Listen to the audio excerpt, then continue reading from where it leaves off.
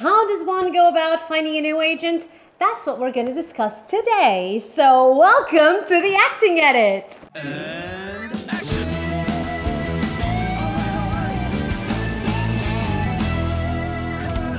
It's a wrap. So my camera just went off because of the overheating, you know all about it. And I just noticed that my lapel mic, which is right off shot here, had been rubbing in my t-shirt the whole time. So I deeply apologize for the whole of the sound of this video. I am so sorry. I have no idea what's gonna come up when I edit this. Anyway, jumping to the start of the video now. When you're searching for a new agent, things can be a little bit daunting, but don't worry, we'll go step by step. First thing, you need to do your research. Don't just write to any and every agent, you need to be a good fit for them. If they already have someone like you on their books, they're probably not gonna sign you, right? And also, not every agent is a good fit for you. What you need to do is have a look at the website, have a look at their books, and most of them have websites and Twitter accounts. So just scroll through that, have a feeling of what that person is, and see if they are calling for you. When you have narrowed down and found out the ones that you would really like to work with and the ones that you think are a good fit for you, then you need to start thinking about contacting them. Nowadays, it's really easy. You just write an email and that's it. But that email needs to be perfect. So first things first, when it comes to an email, get the name right. Don't just write to Dear All or Dear Sam when you're actually writing to Alex. Find out specifically who you want to be represented by in that agency and direct your email to them. Most email addresses are available on the website. If not, you can try and find it by other sources like IMDb. But anyway, try to make it as personal as possible.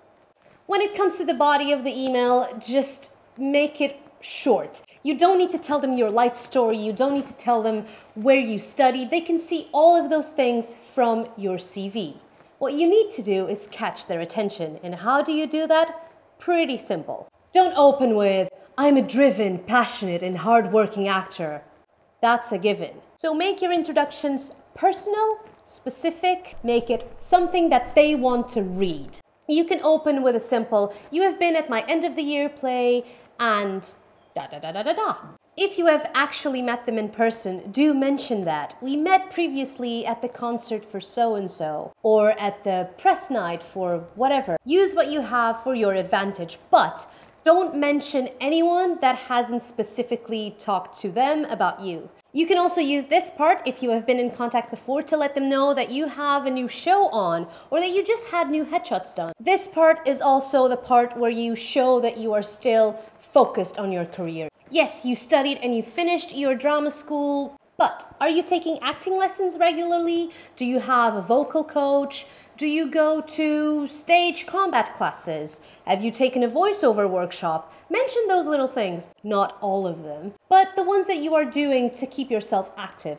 That will show that you are still taking your career by the horns. Next off, you need to show why you're a good match for that specific agent. Do they represent a lot of actors that have the same quality as you or the same background as you? Do they cast more TV and that's what you're looking for? Or in reverse, are they more focused on stage and musical theater and that's what you want to go for? If they don't have anyone like you on their book, if you want to go for puppet work and they have puppeteers on their books, if you are going for more physical theater, if you're more of a dancer, if you're more of a singer, if you have a quality in your voice that no one else in their books has. These are all very good reasons to contact an agent and to let them know that you think you would be a good match. If you are inviting them to see a show, lucky you! You got a part! Yeah!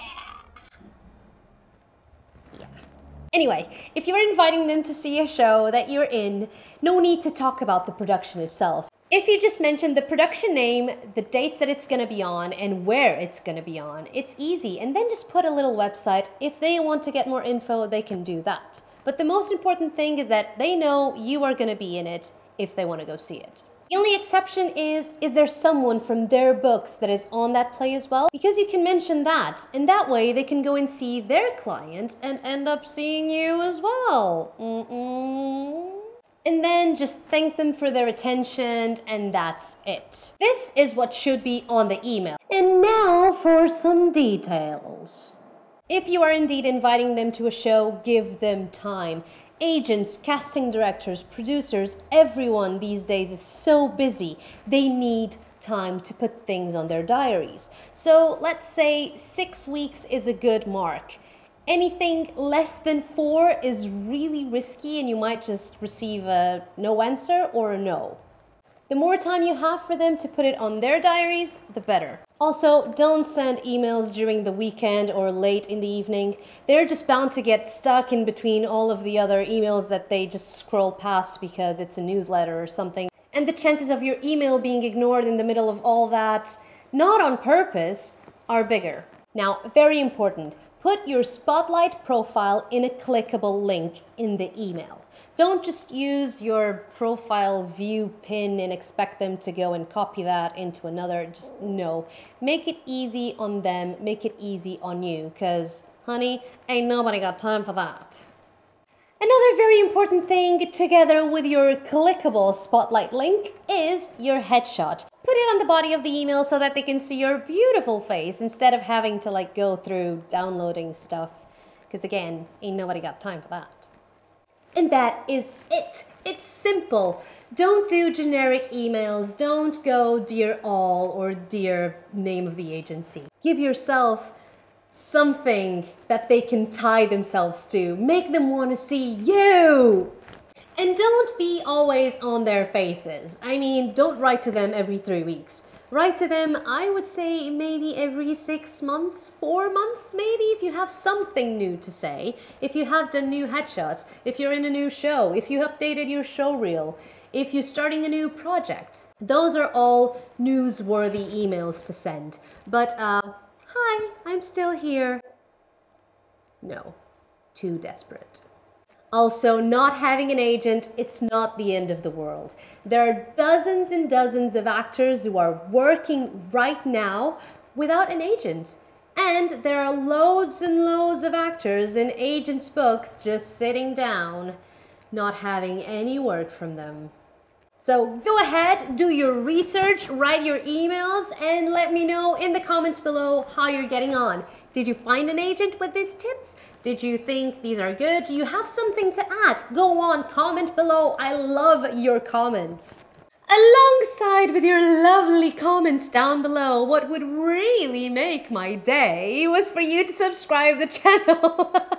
You know the drill. Hit the subscribe, hit the little bell button, and then you're notified when a new video is up. It's usually on Mondays at 9:30 a.m. Anyway, thank you so much for having this little chit chat with me. And yeah, do comment down below. Help me make this not only my acting edit, but the acting edit. Bye!